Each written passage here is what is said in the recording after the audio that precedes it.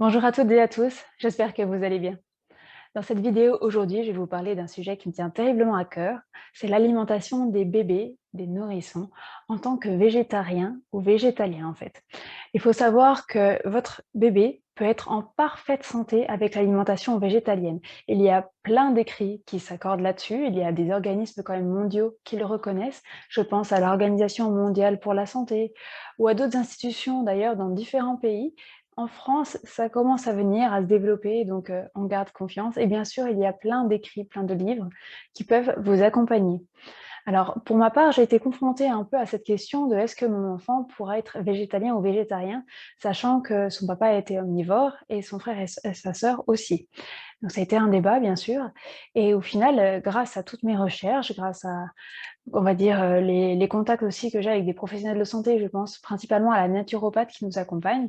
J'ai pu rassurer en fait mon entourage et dire: «Oui, oui, mon enfant peut être végétalien». Donc actuellement, il est végétarien en fait. Moi, j'ai fait ce choix-là parce que donc dans un premier temps, je l'avais allaité et c'est expliqué d'ailleurs dans ces 2 livres, que je vous présenterai plus en détail dans d'autres vidéos, que l'allaitement apporte énormément de bienfaits à l'enfant. D'ailleurs, si vous ne pouvez pas allaiter votre enfant, il n'y a aucun souci à avoir. Il faut savoir que les préparations végétales et aussi d'ailleurs les préparations omnivores sont étudiées par des laboratoires pour apporter tous les besoins de votre enfant. Donc il y a toujours cette façon de pallier. La seule différence qu'il y a, c'est que dans l'alimentation, donc par l'allaitement, il y a des anticorps qui sont enfin naturels pardon, qui sont vraiment transmis par la maman au bébé, en fait. On va jouer vraiment là-dessus, sur le système immunitaire.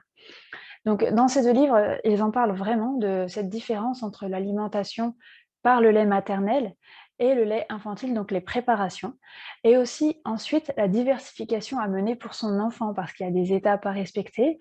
Il y a aussi différentes méthodes. Il y en a qui choisissent de suivre, voilà, vraiment, à date fixe, à l'âge de l'enfant et il y a l'autre version plus naturelle et qui se développe de plus en plus, qui est la diversification menée par l'enfant. Donc pareil, je ferai sûrement une vidéo sur ce sujet.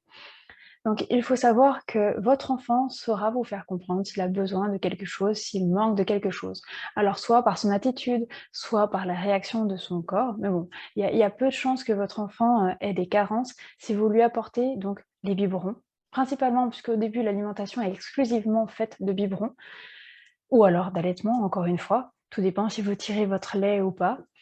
Il faut savoir aussi qu'il y a des professionnels qui peuvent vous accompagner. Alors quand vous êtes végétarien et végétalien, c'est souvent l'angoisse de trouver le bon expert en fait, parce que selon les régions où on est, les personnes ne sont pas informées de la même façon. Alors il faut savoir que grâce aux visio maintenant, on peut se faire accompagner à distance.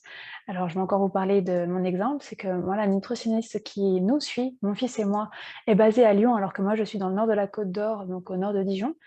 Et on se fait donc souvent des visios pour faire un point sur sa santé, voir comment adapter ses assiettes, quels aliments accompagner. Enfin voilà, il y a vraiment tout un échange et un suivi de santé. Et à côté, il voit bien sûr la médecin généraliste qui prend les mesures, qui le pèse, etc.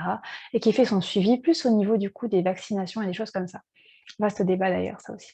Mais bref, donc il faut savoir que vous pouvez rassurer votre entourage. Parce que en faisant la démarche donc de vous documenter, de vous renseigner sur les apports de votre enfant, vous saurez vraiment quoi lui apporter à quel moment. Vous saurez aussi quels aliments servent à quoi.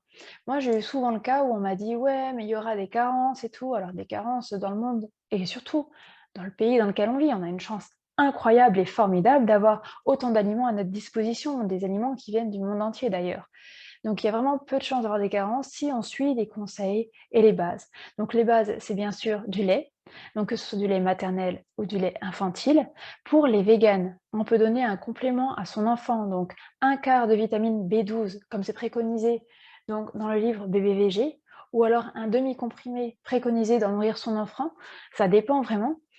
Vous pouvez dans un premier temps l'écraser, mélanger au biberon, ou alors, moi je vois mon fils, depuis on va dire c'est 1 an, enfin depuis qu'il a beaucoup d'incisives surtout, il les croque lui-même en fait. Il a décidé, avant c'est moi qui donc les écrasais, les mettais et un jour il a tendu la main, il a voulu prendre la moitié du comprimé et il m'a montré qu'il savait le croquer. Donc depuis c'est son petit rituel, enfin sa petite routine du matin. Quand je vais le chercher, on fait un câlin et après il sait qu'avant de le changer, ben, il prend sa B12 et donc dans la B12, vous avez toutes les vitamines essentielles, mais il y a également de l'iode qui est très important pour la régulation de la glande thyroïdienne. Donc c'est un complément vraiment que je préconise. Après, dans les 2 livres, ils parlent d'autres compléments alimentaires véganes ou végétariens. Donc ce sera à vous d'adapter selon vos besoins. Ensuite, je pense aussi, à tout ce qui est fruits, légumes. Il faut savoir que ce sont les premiers aliments introduits, en fait, pour les vitamines et encore une fois, ça va, il y a peu de chances d'avoir des carences du moment que vous suivez par étapes, que vous préparez. Alors bien sûr, il y en a des fois qui n'ont pas le temps et qui achètent des préparations pour enfants. Les préparations, normalement, sont adaptées pour les enfants à leurs besoins nutritionnels et ceux qui souhaitent le faire maison, il faut savoir que c'est très simple, en fait. Je vous en parle parce que je l'ai fait pendant des mois. Donc c'est tout simplement tous les soirs, je me mettais à éplucher mes légumes ou mes fruits, à les faire cuire au baby cook. Donc le baby cook, où il y a sûrement d'autres robots d'ailleurs, qui permettent de cuire à la vapeur d'eau les aliments et ensuite de les mouliner. L'avantage, c'est que du coup, c'est fait maison, il n'y a aucun additif, vous connaissez le processus de fabrication, et en plus, vous pouvez les conserver au frigo et au congélateur. Parce qu'il faut savoir qu'au début, votre enfant consomme de toutes petites quantités. En fait, ce sera des demi-cuillères ou des cuillères entières, ça dépendra vraiment de son appétit et de comment lui vous montre ce dont il a besoin. Donc voilà, il faut savoir aussi que dans les laits qui existent, il y a des laits donc végétariens et végétaliens. Personnellement, je fais un mix en fait. Il a donc 50-50 de chaque lait. Il y a un lait vegan, donc j'utilise le Pré-Miri 3e âge puisqu'il a plus d'1 an et aussi le Pré-Mi-Chèvre, donc un lait bio aussi, avec d'ailleurs les 2 ont de la DHA végétale. Alors la DHA, c'est un des oméga en fait, oméga 3 ou 6, qui est vraiment d'origine végétale parce qu'actuellement en fait, il y a beaucoup de laits qui proposent du DHA animal, donc en provenance de poissons et quand on est végétalien ou végétarien même, on est vraiment soucieux de la cause animale et on n'a aucune envie qu'un poisson souffre pour apporter des nutriments à nos enfants, sachant qu'il existe les mêmes dans le monde végétal en fait. Donc voilà la différence et personnellement donc j'ai coupé ce lait parce qu'en fait, alors c'est un avis personnel, le Pré-Miri est, difficile à boire, très sincèrement. Je l'avais essayé en le coupant à l'époque avec, un autre lait du coup infantile et ça n'avait pas du tout fonctionné. Donc voilà, j'ai mis, petit à petit le Pré-Miri en place. Donc en mettant au début, je vais vous dire, je sais plus, je crois qu'on était à 10 donc je calculais, après 25 après, moitié-moitié et j'ai pas réussi à passer le cap au-dessus parce qu'au-dessus, en ajoutant plus de Pré-Miri, mon fils ne boit pas le lait en fait. Donc pour l'instant, voilà. Donc moi, tout ce que je peux vous préconiser, c'est de faire des tests parce que vous pouvez avoir confiance. Vous pouvez vous faire accompagner. Il faut savoir que vraiment aujourd'hui, il y a beaucoup de personnes qui se sont spécialisées et votre enfant saura vous dire s'il veut ou pas.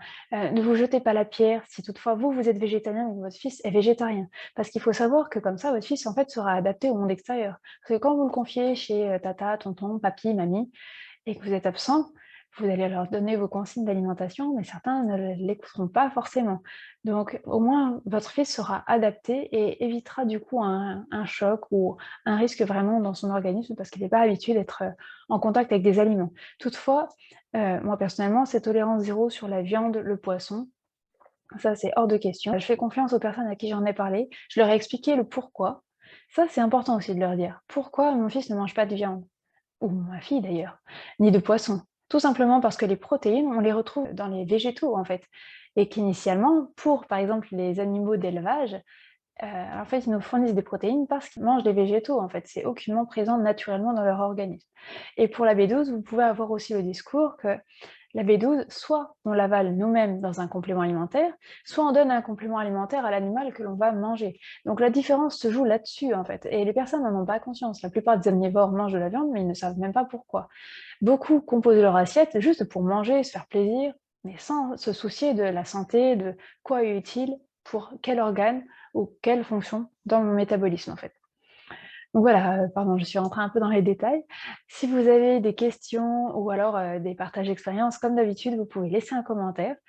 J'espère que cette vidéo sera utile, donc prochainement vous découvrirez en détail donc le livre Bébé Veggie et le livre Nourrir son enfant autrement. Je vous souhaite une très belle journée, prenez bien soin de vous.